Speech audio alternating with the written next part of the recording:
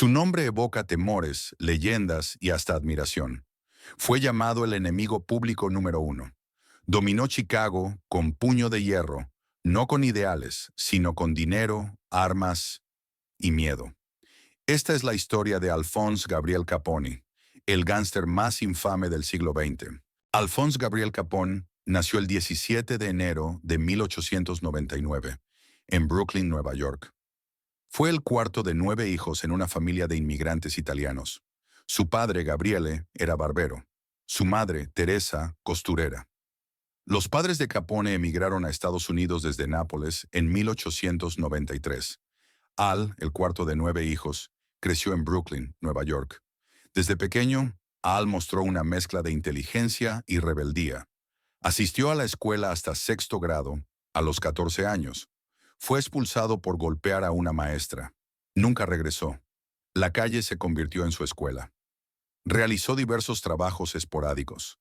Dependiente de una tienda de dulces, repartidor de bolos en una bolera, obrero en una fábrica de municiones y cortador en una encuadernadora.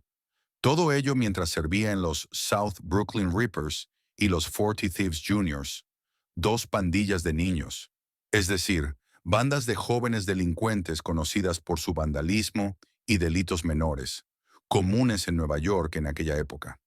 Sus padres soñaban con una vida honesta en América, pero el sueño americano tomaría otro rumbo para su hijo. La calle se convirtió en su escuela. Allí conoció a figuras clave de Lampa como Johnny Torrio, quien sería su mentor de toda la vida. Capone se convirtió en miembro de la pandilla y sirvió al aspirante a mafioso Francesco Joele, socio de Torrio, más conocido como Frankie Yale, como camarero en el burdel salón de Yale, el Harvard Inn.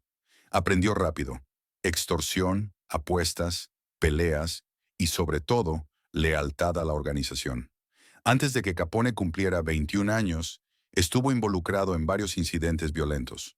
En una pelea juvenil en el Harvard Inn, un joven matón llamado Frank Galluccio cortó a Capone con un cuchillo o navaja en la mejilla izquierda después de que Capone hiciera un comentario grosero a la hermana de Galluccio, lo que provocó el apodo posterior de Scarface. Capone más tarde disparó al ganador de un juego de dados del vecindario hasta la muerte mientras le robaba sus ganancias. A pesar de ser interrogado por la policía, Capone fue liberado porque nadie había presenciado el asesinato. En otro incidente, Capone agredió brutalmente a un miembro de bajo nivel de la pandilla rival White Hand y lo dejó por muerto.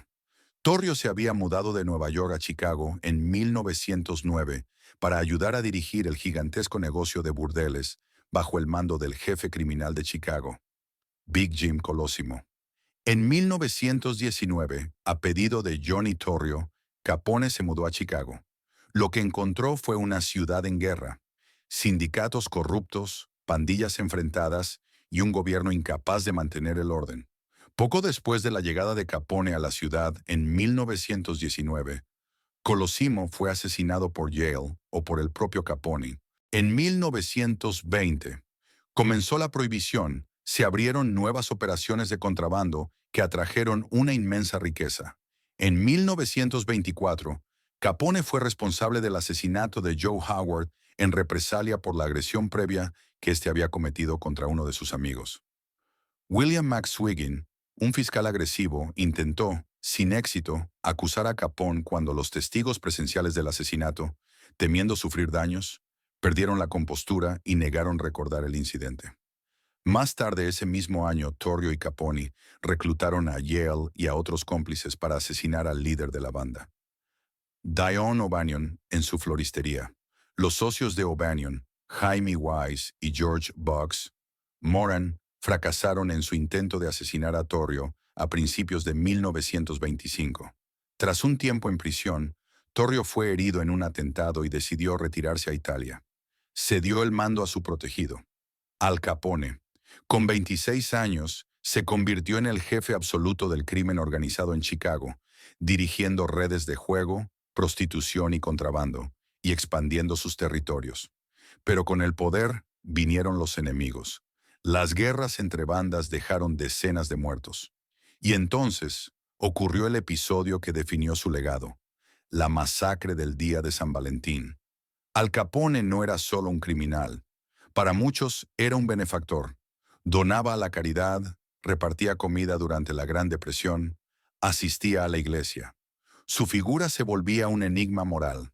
En 1926, Capone se ocultó durante 3 meses después de que él y algunos de sus pistoleros mataran accidentalmente a Max Wiggin mientras atacaban a otros rivales.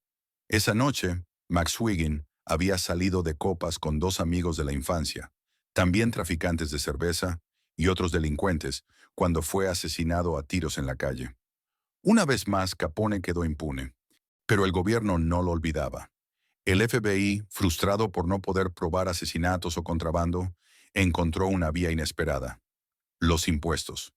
El 5 de junio de 1931, Capone fue acusado formalmente de 22 cargos de evasión de impuestos federales sobre la renta durante los años 1925 a 1929. El 12 de junio, Capone y otros fueron acusados de conspiración para violar las leyes de la prohibición durante los años 1922 a 1931. En octubre, Capone fue juzgado, declarado culpable de 3 de los 23 cargos y condenado a 11 años de prisión y $50,000 en multas y costos judiciales.